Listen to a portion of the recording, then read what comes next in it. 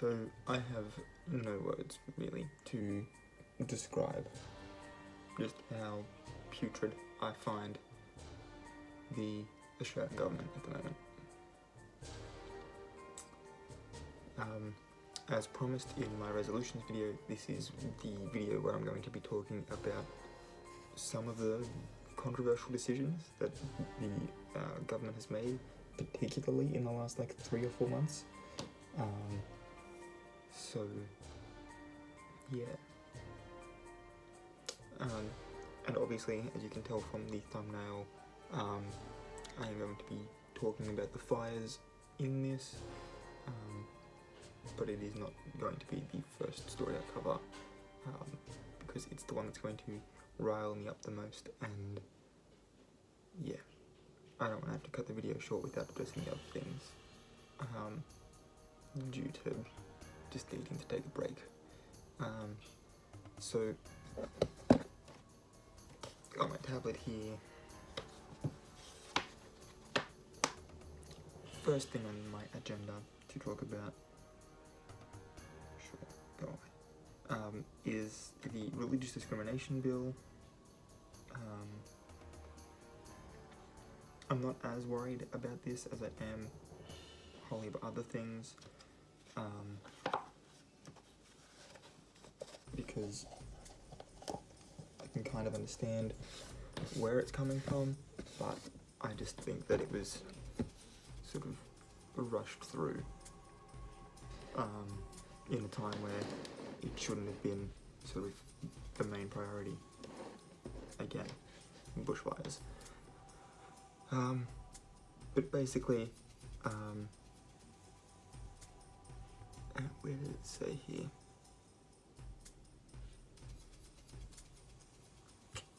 What does it say? I think underneath it all. At some point here it says that these things must be made in good faith and not statements must be made in good faith, not be malicious or harass, vilify or incite hatred upon against a person or group, not advocate for the commission of a serious criminal offence.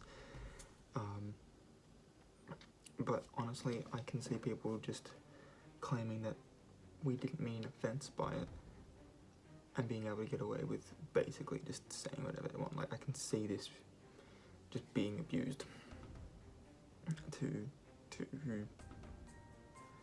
be malicious, harass and vilify and incite hatred against people and religious or ethnic groups. So there are some of the things that we're going to be able to say or do under this bill. A Christian may say that unrepentant sinners will go to hell. It's a fairly light one. A single mother who, when dropping her child off at daycare, may be told by a worker that she is sinful for denying her child a father. How is that not, how do you say that in a way that's not going to vilify or be in a malicious sense? You know what I mean? It seems like it's better in that case to just sort of keep that opinion to yourself, because otherwise that single mother may just cave your face in, potentially.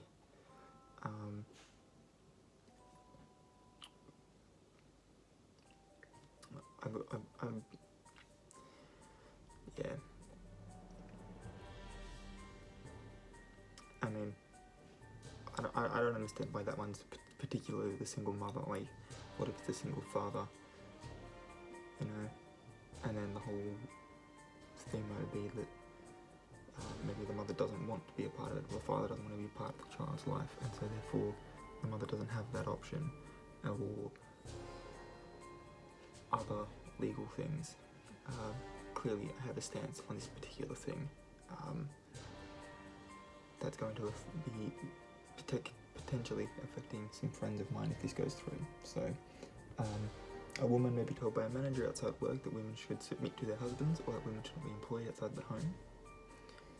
A student with disability may be told by their teacher their disability is a trial imposed by God. And a person of minority faith may be told by a retail assistant from another religion that they are a heathen destined for eternal damnation. again, how are these things supposed to be made in good faith? Like, how are they not malicious when you say them?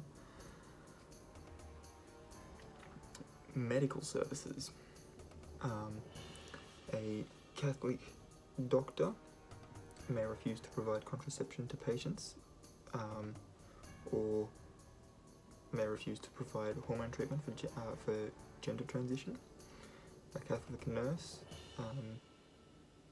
may refuse to participate in abortion procedures or provide the morning after pill to a woman admitted to hospital after sexual assault. Like, it goes on. There's employment ones, religious hospitals, aged care providers and accommodation providers such as retirement villages may discriminate against their staff on the basis of religion within terms of hiring and to set codes of conduct requiring them to act in accordance with that faith at work. Social media. An office worker could declare on social media that a fellow employee, is in a wheelchair because they are sinful and urge them to attend a faith healer. Even if that person is also of the same religion and was just involved in like a car accident, for instance. It goes into schooling.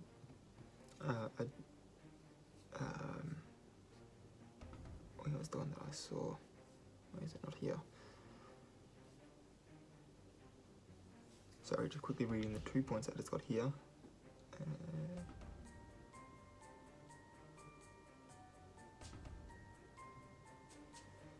So if a student attends the same religious school through their primary and secondary education, but at 16 they lose their faith in the religion of the school and tell a teacher that they are now agnostic, the school would be able to expel, suspend, or otherwise punish them purely because they don't share the belief.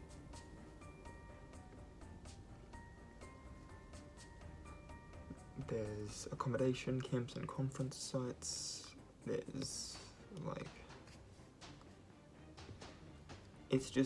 it seems stupid. On the flip side of that, though, I can understand particularly for priests and officiators of a particular faith who do weddings, who officiate weddings. I can understand for them not wanting to participate in an LGBT wedding of like a same-sex wedding because it goes against their religion. I can understand that from their point of view. That's that doesn't line up with how they want to live their life. I can understand that, and there are other ways that because LGBT marriage is legal, that those people can still get married and not have to use a religious officiator. There are other ways, but all the other things just seem stupid. And then when you consider that when ScoMo went to America and met with Donald Trump, he allegedly wanted to take a good friend of his and one of the, I believe the article said, founders of the Hillsong Church with him, which means that the church is very close to the government at the moment. And so, yeah, I mean, the last time the church was in power was the Crusades, as far as I'm aware. I could be wrong, but yeah, making decisions based on one religion when it is not the only religion, and given that Australia is proudly multicultural, this seems like a very dangerous move to make as far as, particularly when people get so upset about being offended by things and claiming that they want freedom of speech. Like, freedom of speech is fine, but again, people are allowed to disagree with you and tell you what they believe, because they also have freedom of speech. It's not like I have freedom of speech, so I can say what I want, and you have to agree with me. That's not freedom of speech. Anyway, we shall move on to the next one, which is this whole debacle about. Okay, let's get the audio. Thank you. About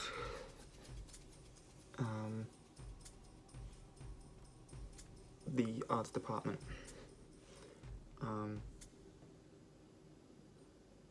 I think I recorded a video but never posted it on my old channel. So this is officially sort of my viewpoint on this. So we got two articles here from around about the time that it sort of came out. This is the beginning of December, where basically they had the Prime Minister had decided to cut the number of departments down from 18 to 14, meaning that if you're doing your maths correctly, 4 departments had to go, and if you're merging them with a 5th one. And so I'm wondering what the 5th one is, because we've got this new mega agency called the Department of Infrastructure, Transport, Regional Development and Communications. The arts was part of communications, and so not having its name in the title immediately raised concerns that it was going to have impacts on funding, etc., which it inevitably will, despite consistently claiming that that merger has no impact on the arts minister's responsibilities within the government. The arts may still be represented in the government, but not having a dedicated department to them is still cause for concern. It really doesn't matter which way you look at it.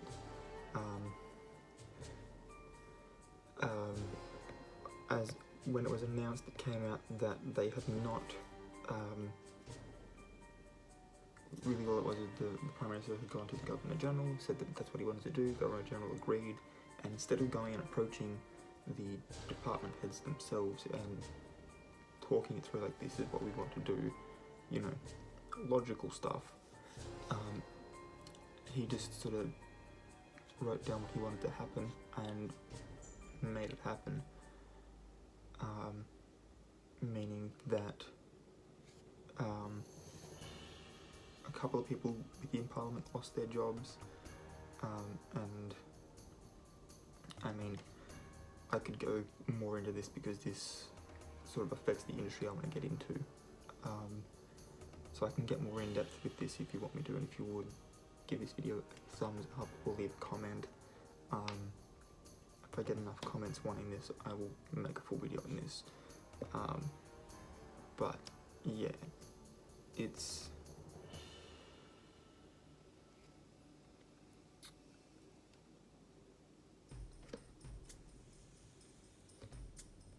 stressful.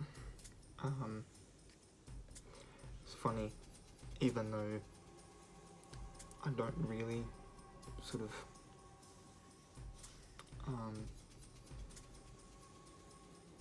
particularly trust, I'll say, the project, because while it is sort of a news service, they do also try to have comedy involved, and a news program should not be a comedy show. Just my own opinion. I get trying to laugh about the serious things, but there comes to a point where it's like, do you try to make a joke out of something? Like the bushfires. I don't think that they're making jokes about the bushfires, because if they are, they're probably losing viewers faster than anything. But you know, maybe they're smart enough to know to make jokes about other things people don't care about, like sports. So, but yeah, they had done an interview with the arts minister, and he failed to give a straight answer to the question of can you guarantee there will be no cuts to arts funding. They also gave us some nice little stats. The government is investing $750 million into arts funding, where the Australian public spends what was it? I think it was like 1.1 billion, something like that. Figures on one of these notes. Scroll up a little bit for me. Is it on this one?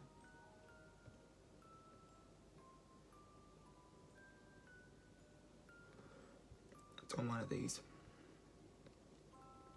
Let's see if I can find it.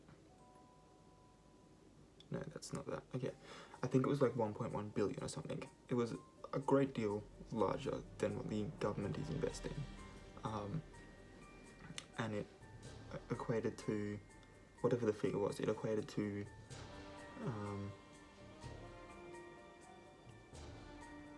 6 point something% of Australia's GDP, which equated to, when the maths was done, like quick maths sort of roughly done, equated to around about a 16th, which is not too bad for a department, for a sector whose department at the time was shared with telecommunications, and therefore whose budget was mainly focused on rolling out the NBN, which still sucks. And that was back when it had 18 departments, and this one sector's doing 16, like 1/16, like 6 point something% of GDP. It was more than contributing its fair share, and it's losing its specialised department, which obviously you can understand why that's cause for concern. All right, now that we're nearly 20 minutes into the video, no, not that one. So when was this posted? This was posted at 6:30, so 2 hours ago as of recording. The report is that a 71-year-old man has become the 8th person killed on the New South Wales south coast. He was last seen on December 31st last year as he moved equipment on his property. They found his body at about 4 p.m. Between the property and his car, which had both been destroyed by the Badger Forest Road fire.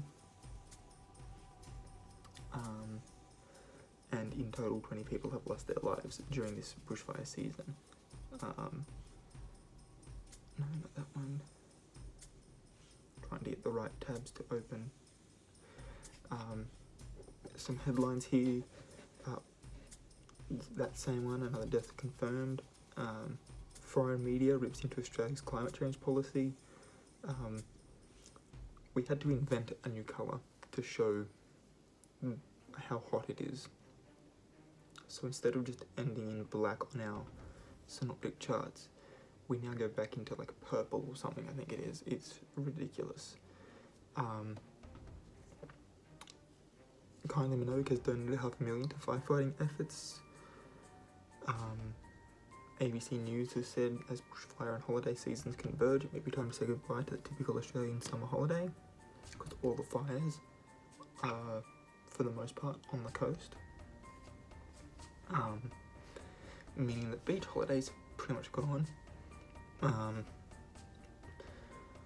Australia's bushfire smoke has turned New Zealand's skies orange. New South Wales and Victoria communities hope for bushfire reprieve. Bushfire recovery to take priority over budget surplus is a headline I'm so glad I'm able to say. Pictures of Australian bushfires in New South Wales and Victoria and South Australia, animals dead and homes gone. I think I saw something and it was like 500 million or 1 billion or something like that. Animals have died in these fires. We've got another one that shows how global media views the Australian bushfires. Like, people outside Australia are talking about it, and our Prime Minister's still doing nothing. So, fuck him. And then this last one that I've got gives us a look at the size.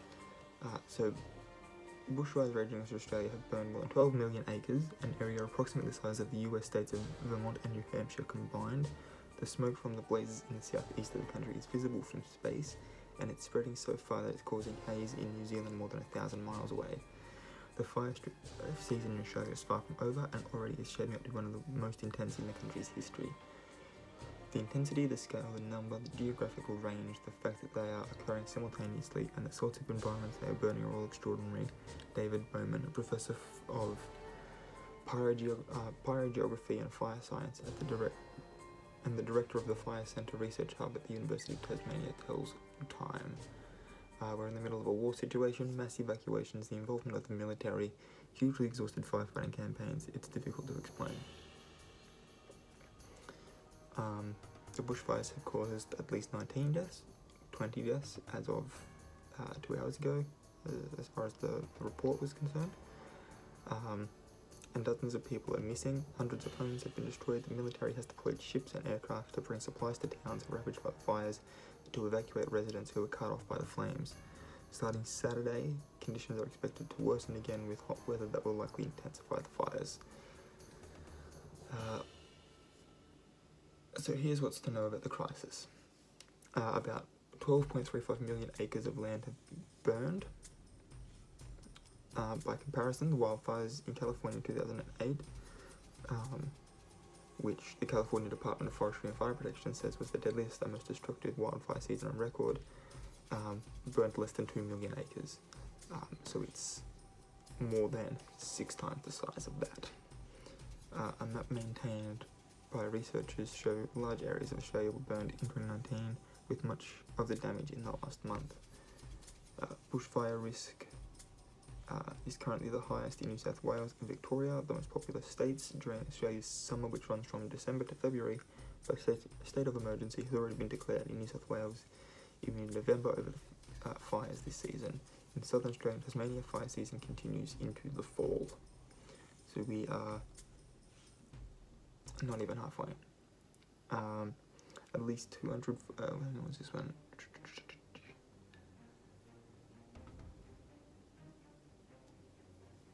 At least 200 fires were burning in Australia as of Friday. This week alone, 10 deaths have been confirmed.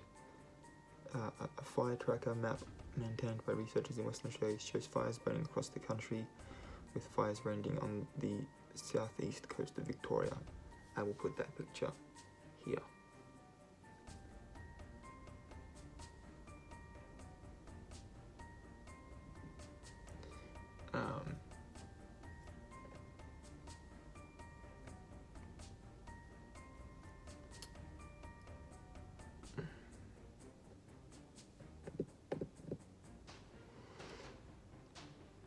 Not on there. Give me 2 seconds.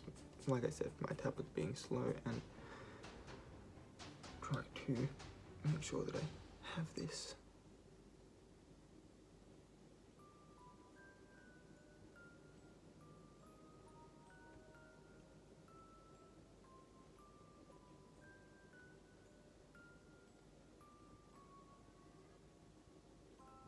Okay.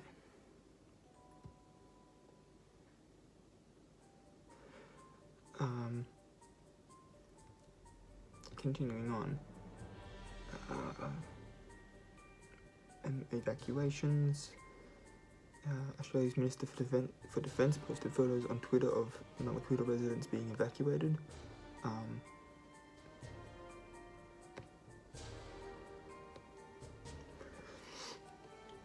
In New South Wales, where Sydney is located, in case you didn't know, firefighters battling more than 130 fires, according to the state's Rural Fire Service.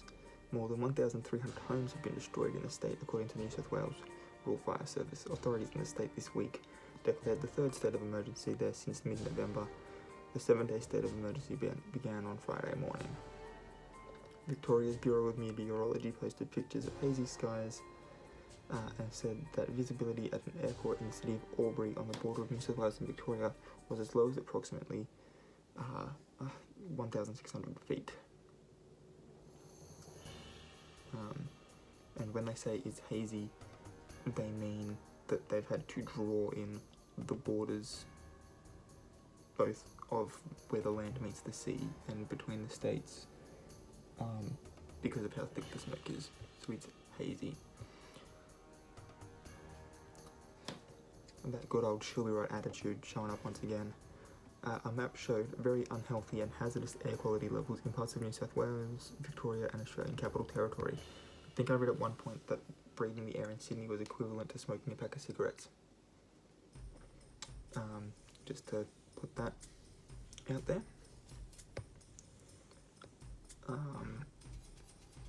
Fire's going to get worse, obviously, because we've only just come into the second month of summer. These fires have been going, I believe, since September. I may be wrong there. It might have been a little bit later, but I believe it was sort of mid to late September that the first ones sort of started. And it wasn't until it got to a state of like, oh, okay, it's obviously bushfire season now, that it started getting reported on, I believe. But again, I could be completely wrong there. And yeah, I mean, you can literally just research all of this stuff for yourself, and depending on what time it is and when you search for it, you might find that the death tolls climbed another 4 people, or that another 100 homes or whatever have been burned.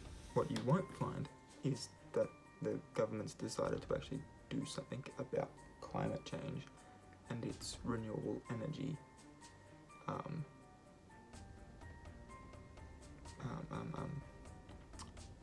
can't think of the word at the moment. Policies. Yeah, we have the ability to, potentially set up solar or wind farms in the middle of the desert where it's not going to impact on cities or whatever, and be able to just draw out all of our electricity from that instead of spending all this money in mining and stuff.